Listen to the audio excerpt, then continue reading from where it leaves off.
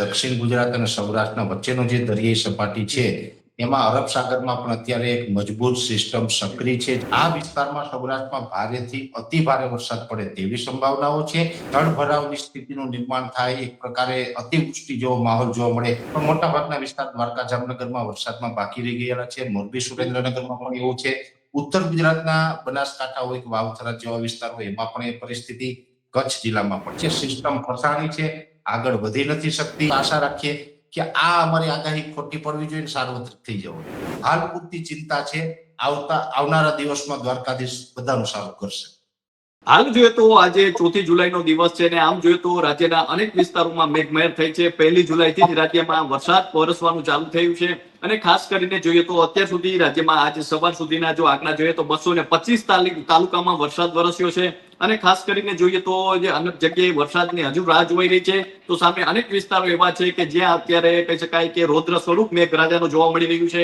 ખાસ કરીને જુનાગઢના જે વિસ્તારો છે ત્યાં તો એટલું મેઘરાજાનું રૌદ્ર સ્વરૂપ જોવા મળ્યું છે કે સર્વત્ર પૂર જેવી સ્થિતિ પણ સર્જાઈ છે અને ખાસ કરીને 22 જેટલા ગામો છે તે સંપર્ક વિહોણા થયા હતા અને આ પ્રકારનો અત્યારે ગુજરાતમાં માહોલ છે।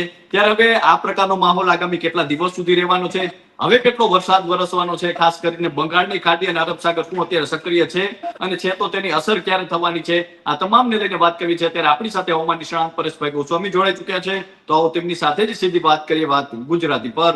પરેશભાઈ, વાત ગુજરાતીમાં આપનું ખૂબ ખૂબ સ્વાગત કરું છું। જી નમસ્કાર। પરેશભાઈ, આમ જોઈએ તો અત્યારે ખેડૂતો આપને સાંભળી રહ્યા છે કારણ કે અત્યારે સતત ગુજરાતમાં જે પરિસ્થિતિ જોવા મળી રહી છે, બે પ્રકારની પરિસ્થિતિ જોવા મળી રહી છે। અનેક જગ્યાએ મેઘરાજાનું એટલું રૌદ્ર સ્વરૂપ જોવા મળ્યું છે કે પૂરની પરિસ્થિતિ સર્જાઈ છે, તો હજુ અનેક એવા જે વિસ્તારો છે કે ત્યાં વરસાદની રાહ છે। તો પરેશભાઈ, હજી આ માહોલ આગામી કેટલા દિવસ રહેવાનો છે અને બંગાળની ખાડીને અરબ સાગર શું સક્રિય છે? ચોક્કસથી કૃપાલસિંહભાઈ, જોવા જઈએ તો અરબ સાગર ને બંગાળની ખાડી બંને સક્રિય છે, બંનેની અંદર સિસ્ટમ બની રહી છે। ખાસ કરીને દક્ષિણ ગુજરાત અને સૌરાષ્ટ્રના વચ્ચેનો જે દરિયાઈ સપાટી છે એમાં અરબ સાગરમાં પણ અત્યારે એક મજબૂત સિસ્ટમ સક્રિય છે, જેને કારણે આપણે છેલ્લા 3-4 દિવસથી સૌરાષ્ટ્રના દક્ષિણ ગુજરાતની અંદર ભારેથી અતિ ભારે વરસાદ નોંધાઈ રહ્યા છે, એનો સામનો કરી રહ્યા છે। વાત અત્યારે અહીંયા એ છે કે જ્યાં પડી રહ્યો છે ત્યાં સાંભેલાધાર પડી રહ્યો છે, બિલકુલ સામાન્ય કરતા વધારે પડી રહ્યો છે। અમુક વિસ્તાર છે વરસાદથી વંચિત છે। હવે વરસાદથી વંચિત છે એવા વિસ્તારોમાં વાત કરવી છે, પણ પહેલા તો હું આપને એ જણાવી દઉં કે આજે જે સેટેલાઇટો અપડેટ થયા છે, અલગ અલગ મોડેલોના અમારા પ્રિડિક્શન થયા છે, એ મુજબ આજે ચોમાસું આગળ વધ્યું નથી। જે સતત આગળ વધતું હતું, આજે ચોમાસું સ્થિર છે। બની શકે કે કદાચ આજે મોડી રાત્રે ચોમાસું આગળ વધે, પણ આજે નથી વધ્યું। હવે જે વાત કરવાની છે તો જેની અંદર જોવા જઈએ તો દ્વારકા જામનગર છે કે જ્યાં આજે વરસાદની જરૂર છે, અમુક ગ્રામ્ય વિસ્તારમાં થયો છે ત્યાં, પણ મોટાભાગના વિસ્તાર દ્વારકા જામનગરમાં વરસાદમાં બાકી રહી ગયેલા છે। મોરબી સુરેન્દ્રનગરમાં પણ એવું છે। ઉત્તર ગુજરાતના બનાસકાંઠા હોય કે વાવથરા જેવા વિસ્તાર હોય એમાં પણ એ પરિસ્થિતિ, કચ્છ જિલ્લામાં પણ છે। એટલે કહી શકાય કે ગુજરાતના લગભગ 20-30% વિસ્તાર એવા પણ છે કે ત્યાં હજુ વરસાદનું કોઈ સારું પરફોર્મન્સ જોવા મળ્યું નથી। હવે આવનારા 2 દિવસ સુધી, જેમાં ખાસ કરીને આવતીકાલે 5 તારીખ, પરમ દિવસે 6 તારીખ અને 7 તારીખ, એમ 3 દિવસ સુધી ગુજરાતની અંદર જે વરસાદ પડવાનો છે એની હું તમને જો અમારા અનુભવ પ્રમાણે માહિતી આપું તો પહેલા તો દક્ષિણ ગુજરાત અને સૌરાષ્ટ્રની અંદર હજુ પણ ભારેથી અતિ ભારે વરસાદની સંભાવનાઓ છે। એમાં પણ સૌરાષ્ટ્રના દરિયાઈ કાંઠામાં ભાવનગર, અમરેલી, ગીર સોમનાથ, જુનાગઢના મુખપાટ, આ વિસ્તારમાં સૌરાષ્ટ્રમાં ભારેથી અતિ ભારે વરસાદ પડે તેવી સંભાવનાઓ છે। એ સાથે જે દક્ષિણ ગુજરાતના તમામ વિસ્તાર, મુંબઈથી લઈને સુરત સુધી, પછી વચ્ચે જે કાંઈ ડાંગ, આહવા હોય અથવા તો વલસાડ, વાપી, નવસારી, આ બધા વિસ્તાર આવી જાય, એ દરેક વિસ્તારની અંદર હજુ પણ ભારેથી અતિ ભારે વરસાદ કે જેની અંદર જળભરાવની સ્થિતિનું નિર્માણ થાય, એક પ્રકારે અતિવૃષ્ટિ જેવો માહોલ જોવા મળે, આવા વરસાદ હજુ પણ દક્ષિણ ગુજરાતની અંદર આવનારા 2-3 દિવસ દરમિયાન જોવા મળે તેવી શક્યતાઓ છે। હવે એનું કારણ છે કે અત્યારે જે અરબ સાગરની અંદર જે સિસ્ટમ છે એ મજબૂત છે અને એ સિસ્ટમ જે દરિયાની અંદર ફસાઈ છે એ આગળ નથી વધી શકતી, કેમ કે અમુક વિસ્તારમાં જે સૂકા પવનો છે, દ્વારકા જામનગર કે જે કચ્છના ભાગો ઉપરથી, એટલે સૂકા પવનોને કારણે એ સિસ્ટમ સ્થિર થઈ ગઈ છે, આગળ નથી વધી શકતી, જેને કારણે આ વિસ્તારને આ વરસાદનો વધારે લાભ મળે, બીજા વિસ્તારને લાભ નથી મળતો। હવે આ વિસ્તારમાં તો હજુ આવનારા 2-3 દિવસ ભારેથી અતિ ભારે વરસાદ પડશે, પણ હવે અમુક વિસ્તારમાં થોડો વધારો પણ થશે।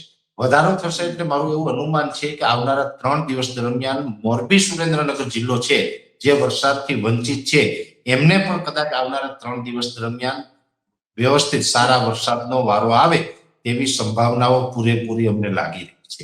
એવી જ રીતે ઉત્તર ગુજરાતની અંદર જે કઈ વાવ, થરાદ કે પાટણ જિલ્લો હોય કે અમુક વિસ્તાર બાકી છે, મહેસાણાના અમુક પાર્ટ બાકી છે, એ બાકી રહેલા વિસ્તારને પણ આવનારા 3 દિવસમાં વરસાદનો સારો લાભ મળી શકે છે.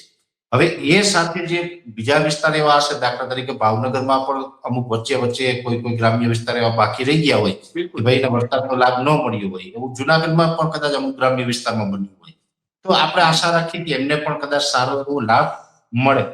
હવે વાત કરવાની છે મોરબી, ભાઈ આપણે દ્વારકા, જામનગર અને કચ્છની.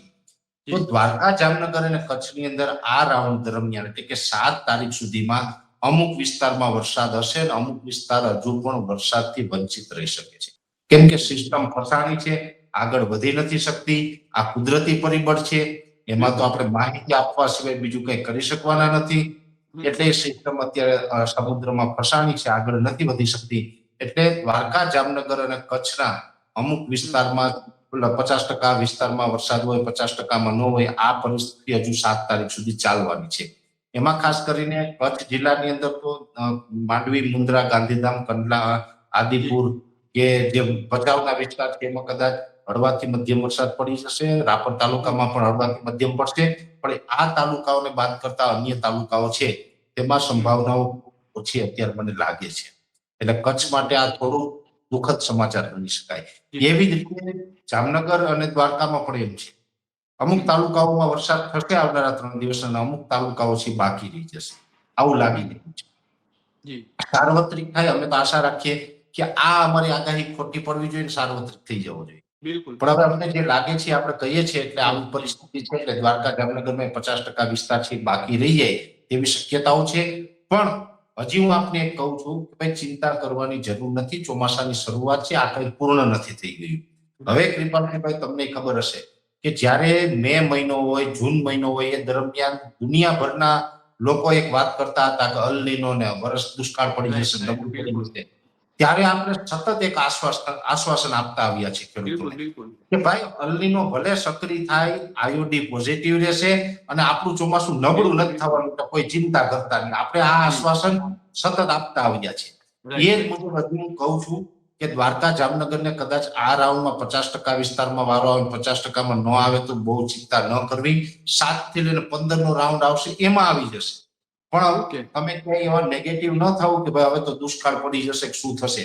કાંઈ દુષ્કાળ કોઈ જગ્યાએ ગુજરાતમાં પડવાનું નથી. ઓલ ઓવર ગુજરાતમાં હું પહેલેથી કહું છું કે ચોમાસું પૂર્ણ થશે ત્યાં સુધીમાં 90 થી 92-93% સુધીનું ચોમાસું રહેવાનું છે. પછી કોઈ વિસ્તારમાં ઓછો હોય પણ કોઈ વિસ્તારમાં વધારે. પણ એકંદરે ઓલ ઓવર ગુજરાતની એવરેજ છે 90-92-93% સુધીની રહેવાની છે. અને દ્વારકા, જામનગરમાં અત્યારે જે હવામાન છે ફેવરેબલ નથી એટલે તકલીફ કરાવી રહ્યા છે. બની શકે કે જે આવનારા 2-3 દિવસ જે આ સક્રિય રહેવાનું છે લો પ્રેશર, એને કારણે 50% વિસ્તારમાં વરસાદ આવે, બાકી રહ્યા હશે અને 7 થી 15 વારો આવી જાય. અને 7 થી 15 વારો આવે તો પણ કઈ ખોટું નથી. બની શકે વધીને વાવેતરની પેટર્ન ચેન્જ થાય, પણ બીજો કઈ વાંધો ન આવે. વાવેતર કદાચ 2-5 દિવસ મોડું થાય તો એનાથી બહુ ડરવાનું ન હોય. ચોમાસું છે મધ્યમ રહેવાનું છે. હાલ પૂરતી ચિંતા છે. આવનારા દિવસમાં દ્વારકાધીશ બધાનું સારું કરશે. જી પરેશભાઈ, ખાસ કરીને જોઈએ તો અત્યારે જે વરસાદી માહોલ છે તે આ માહોલ કેટલા દિવસ સુધી રહી શકે છે? કઈ તારીખ સુધી વરસાદ હજુ છે ગુજરાતમાં પડી શકે છે? અને અત્યારે બંગાળની ખાડીને અરબ સાગરમાં કોઈ સિસ્ટમ બની રહી છે શું? જો કૃપાલસિંહભાઈ, અરબ સાગરમાં ઓલરેડી સિસ્ટમ છે, મેં આપને કીધું એક ફસાયેલી સિસ્ટમ છે. પછી બંગાળની ખાડીમાં પણ એક સિસ્ટમ બની રહી છે.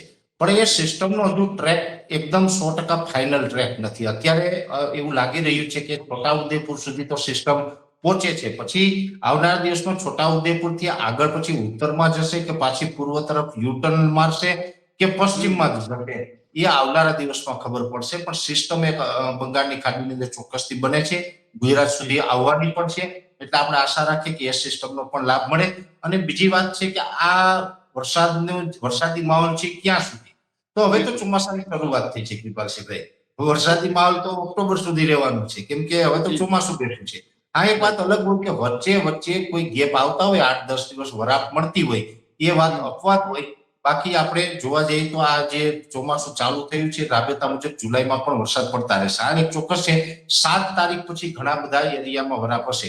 અત્યારે જ્યાં વરસાદ પડ્યો ને એ સાર્વત્રિક પડ્યો. હવે 7 થી 15 જે વરસાદ આવશે ને સીમિત વિસ્તારમાં આવશે, પછી બધાને લાભ ન મળે. આ જે મોટો રાઉન્ડ હતો ને આવડો મોટો રાઉન્ડ 7 થી 15 નહીં હોય, તો અમુક વિસ્તારમાં વરસાદ હશે ને અમુક વિસ્તારમાં વરાપ જેવો માહોલ હશે. એટલે બંને પરિસ્થિતિ આવનારા દિવસમાં જોવા મળશે.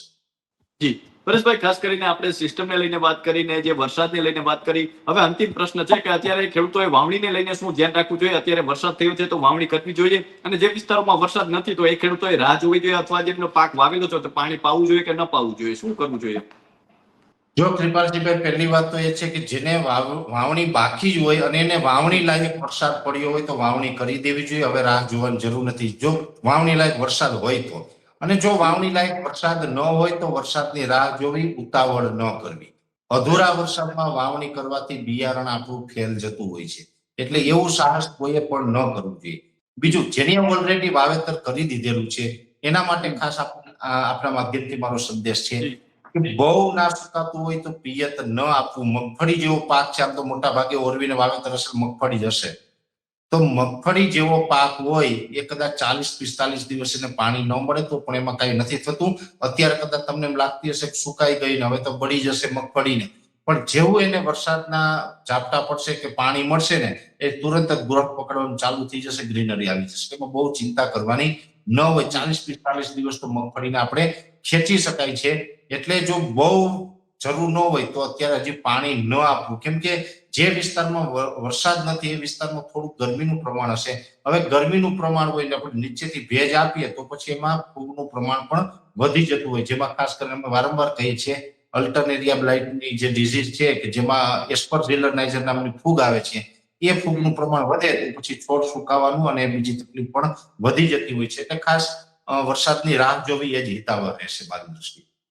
જી, તો પરેશભાઈ, અમારી સાથે જોડાવા બદલ અને આપનો કિંમતી સમય આપવા બદલ ખૂબ ખૂબ આભાર. તો આ હવામાન નિષ્ણાંત પરેશભાઈ ગોસ્વામી. ખાસ કરીને આપણે જોઈએ તો અત્યારે પડે પડે બદલાતા અને ક્ષણે ક્ષણે કરવટ લેતા હવામાનની તેઓ સતત અત્યારે પ્રિડિક્શન કરતા હોય છે. ખાસ કરીને તેમનો વર્ષોનો અનુભવ છે, અને જોઈએ તો અત્યારે હવામાન સતત બદલતું હોય છે. તેમ કદાચ હવામાનની આગાહી કરવી આજના સમયમાં ખૂબ અઘરી છે, કારણ કે ગ્લોબલ વોર્મિંગ જેવા અનેક એવા પ્રશ્નો હોય છે અને હવામાન સતત બદલતું રહેતું હોય છે, પરંતુ તેઓ સતત સચોટ માહિતી આપવાનો પ્રયાસ કરતા હોય છે. અને આપણે અનેક લોકોને અત્યારે જે રીતે તેમણે વાત કરી છે, ખાસ કરીને આગામી દિવસોમાં કેટલા દિવસ સુધી વરસાદની શક્યતાઓ છે, ચોમાસામાં કેવો વરસાદ પડશે, અને ખાસ કરીને બંગાળની ખાડી અને અરબ સાગરને લઈને વાત કરી છે. તો હાલ બસ આટલું જ. ફરી મળતા રહીશું વાત ગુજરાતી પર.